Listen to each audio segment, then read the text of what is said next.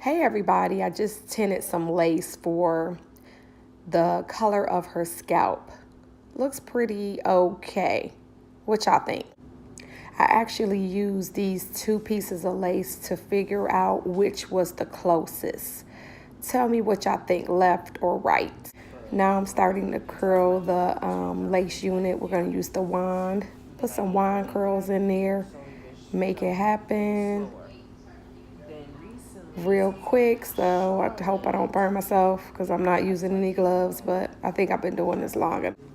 So this is the color choice that we chose with the little purple on the end. Just finished curling my client, so now let's get to styling. Okay, so now I'm pulling out the wand curls. The color looks good, I think. I like the curls.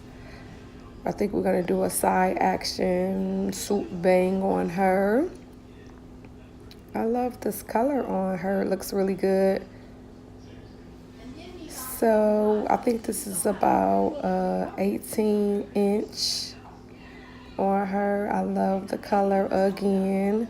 I think we use like a nice little platinum. I think this is 130 density. This is a stock wig that she brought in for me to style. Cute hair. Cute hair.